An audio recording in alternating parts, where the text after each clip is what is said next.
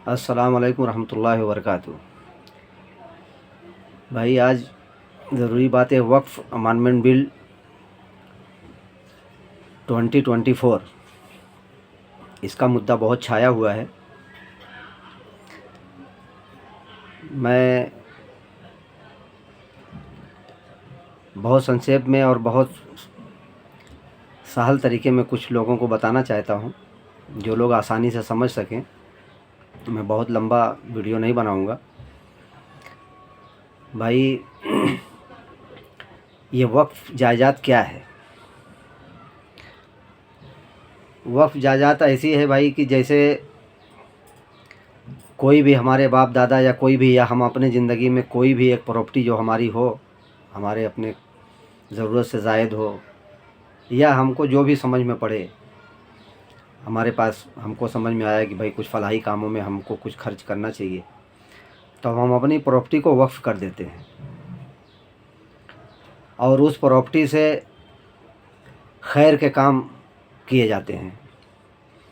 मसलन बड़ी चीज़ में ये है कि जैसे अभी आम तरीके से लोगों से कहा जाए तो लोग, बहुत सारे लोग ये कहते हैं कि अरे वक्फ़ से हमको क्या फ़ायदा मिला, वक्फ़ से हमको क्या फ़ायदा मिला। बहुत सारे लोगों से ऐसा भी कहते हुए सुना गया है, लोग कहते हैं कि वक्फ़ का कहाँ क्या फ़ायदा है। भाई ऐसा है कि आप मोटी चीज़ मैं आपको बता दूं कि ऐसा शायद आपको अपनी ज़िंदगी में ऐसे देखने को ना मिला हो, लेकिन मैं इसीलिए मैं बहुत सहल तरीके से लोगों को, एकदम देसी तरीके से लोगों को मैं बताना चाहता हूँ कि भाई वक्फ़, एक समझ लीजिए कि हमारी जो कब्रस्तानें हैं, बहुत सारी कब्रस्तानें वक्फ़ की ज़मीनों पे हैं। बहुत सारे मदरसे हैं और निज़ाम तो उसका ऐसा है कि अगर सही तरीके से वक्फ़ की प्रॉपर्टी को जो है इस्तेमाल किया जाए तो शायद हमारी कौम के अंदर कोई आदमी गरीब बचेगा ही नहीं। हाँ, कुछ लोगों को ये भी कहना सही है कि उसमें जो हमारे रखवाले हैं, जिनको हम रखाने के लिए, रखवाली करने के लिए जिनको हम ज़िम्मेदार बनाते हैं, कुछ लोगों ने ज़मीनों को बेच दिया है। लेकिन ऐसा नहीं है कि सब ज़मीनें बेच दी हैं तो उसके बाद भी उसके फ़ायदे नहीं हैं।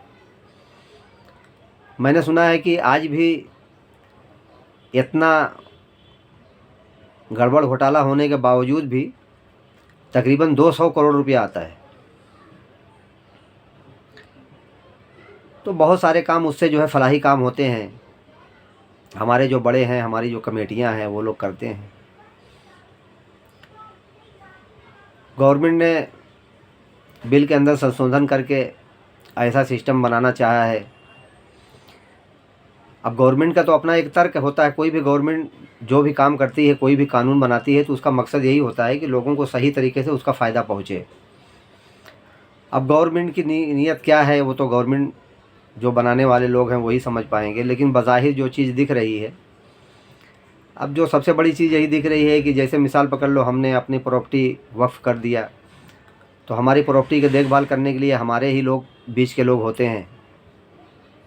अब उसमें गवर्नमेंट ने डाला है कि उसमें गैर मुस्लिम भी होगा। अरे भाई, ये हमारी निजी प्रॉपर्टी है और हमारा ये निजी मामला है, तो इसमें गवर्नमेंट का तो कोई दखल नहीं होना चाहिए।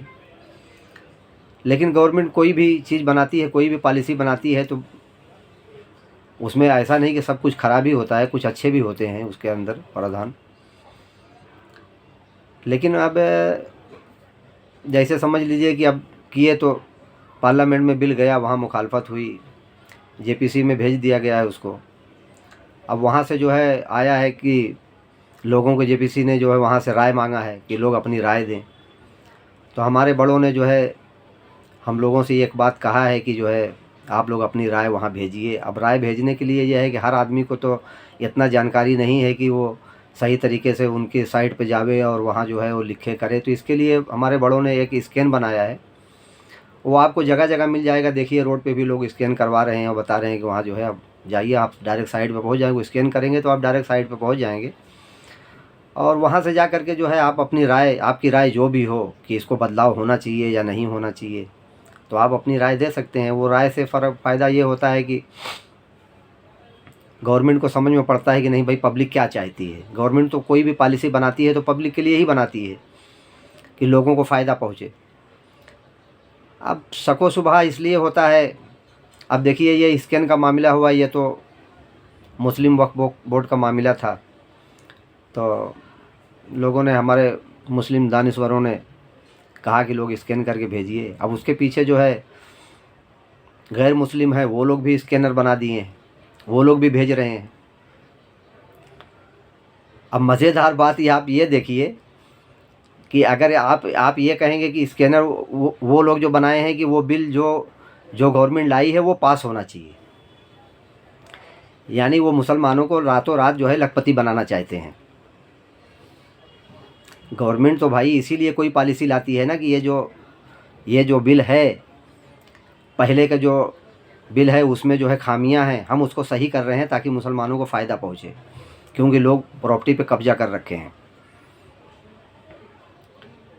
तो हमारे जो हिंदू संगठन भाई हैं जो हमेशा मुसलमान की खिलाफत में ही बात करते हैं, आज वो लोग स्कैन करा के कह रहे हैं कि नहीं ये बिल जो है पास होना चाहिए, जो नया ड्राफ्ट आया है। अब मज़ेदार बात देखिए, अब हुकूमत फ़ायदा पहुंचाना चाह रही है उस बिल से, और ये लोग उसका जो है सपोर्ट कर रहे हैं। तो यहीं से समझदार हैं आप लोग, समझ जाइए, किसी को कुछ कहने की ज़रूरत नहीं है कि हुकूमत अगर हमको फ़ायदा पहुंचाना चाहती तो ये लोग सपोर्ट करते क्या। तो यही बात है भाई, हमारी दरख्वास्त है लोगों से,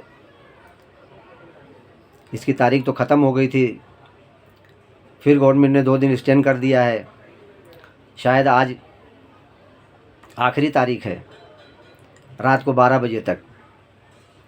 तो आप सभी लोगों से दरख्वास्त है कि स्कैन करें और अपनी राय वहाँ ज़रूर दें। भाई हुकूमत को जो करना होगा वो करेंगे, लेकिन हम अपने ज़िम्मे से बारूद जमा रहें। कल अल्लाह के यहाँ हम ये तो कह सकते हैं ना, अगर कोई इसके अंदर ख़राबी पैदा होती है या कुछ होता है तो हम इसके जवाबदेह तो दूसरे के हम नहीं है ना, कि भाई हमने कोशिश नहीं किया। हम कोशिश करेंगे, उसके बाद जो होना होगा, जो अल्लाह की मर्ज़ी होगी होगा, जो हुकूमत चाहेगी वो करेगी, जो उनको समझ में आएगा। लेकिन हम अपनी कोशिश तो करें। अगर हम अपनी राय ही नहीं देंगे तो हुकूमत को तो कहने का मौका मिलेगा ना, भाई आप लोगों ने तो राय ही नहीं दिया, तो हम अपनी राय तो दें। ये बहुत ज़रूरी है भाई। बस मैं बहुत ज़्यादा ये बात को नहीं कहूँगा, बस इसीलिए मैं बहुत सहल तरीके में लोगों को ये बहुत समझाया। बहुत इसकी बारीकी में जाएंगे तो बहुत इसका लंबा चौड़ा हिसाब किताब है।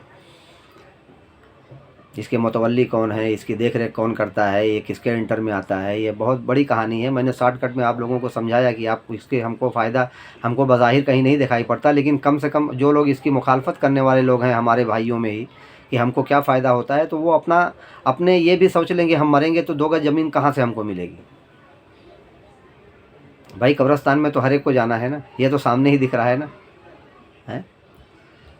तो ऐसा नहीं कि हुकूमत कह रही है कि हम आपको उठा के फेंक देंगे। हुकूमत तो अपने फ़ायदे गिनाएगी, लेकिन बज़ाहिर नुकसान दिख रहा है उसमें, तो आप मुखालफत करिए, हुकूमत को जो समझ में आएगा वो पॉलिसी बनाएगी।